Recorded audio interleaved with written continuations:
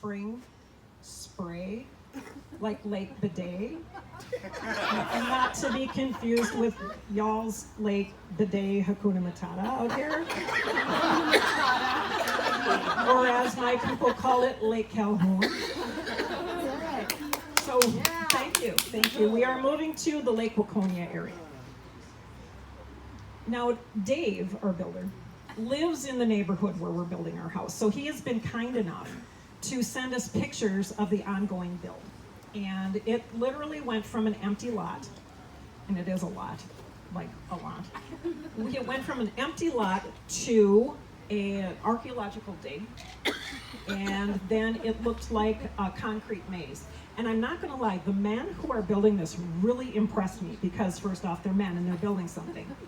And they took these forms and they put them all around the perimeter of the foundation, and then they mixed up like 1,000,000 cups of cement and they poured it all around the edge, and then it was dry in 2 days. Why do I find that amazing? They could build a house on top of that. I can paint 2 thin layers of nail polish and then sit like this for 8 hours and then have somebody put me to bed. Are you guys going to bed right now? Because there's nothing going on. Go to bed with my hands in the air and wake up with sheet wrinkles because it wasn't set, but they could build a house on that cement. So that was really impressive to me, very impressive. Well, one of the things with the building is it's going a lot faster than I thought it was.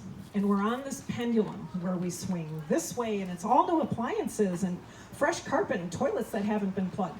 And then we go all the way back over to this side, and we have to clean the house that we've lived in for 20 years. When I say we, of course, I mean me, because my husband, Steve, I love him, he goes to work every day so that we can afford this new house. And he leaves me home with the dog, who can't help because he doesn't have thumbs. And Steve reminded me that when we moved into the house that we currently live in, we had 3 little kids. Now, I was so busy, I don't remember 1997 through 2004.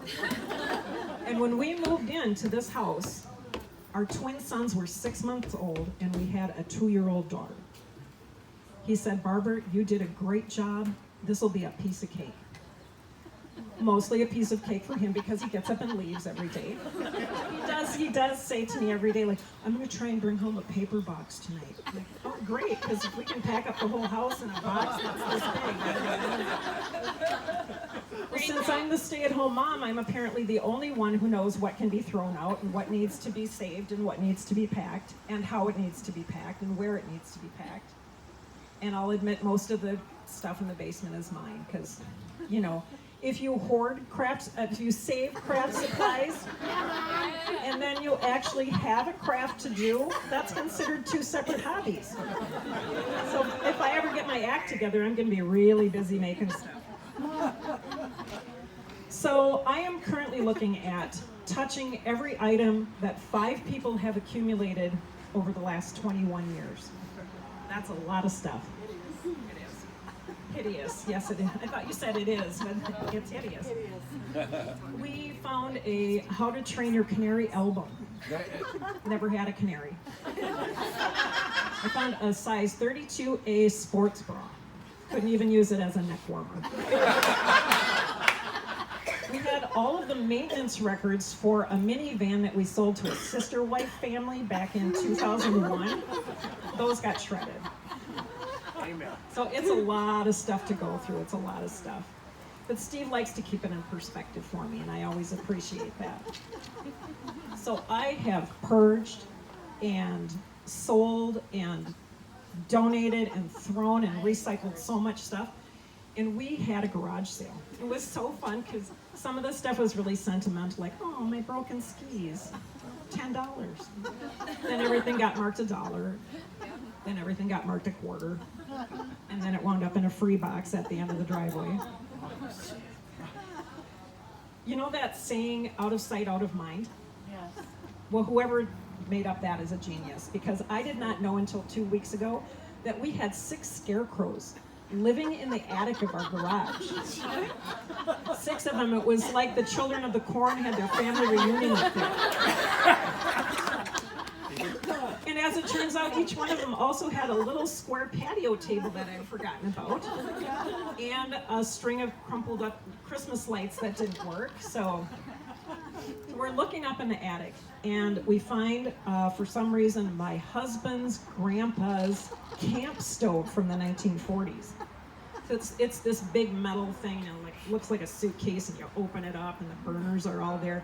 And then it's got a spot where there's you stick in a can of propane gas. And there was a can of propane gas sticking in the front of this. And Steve reached over, and when he pulled it out, it went psst. Oh my God.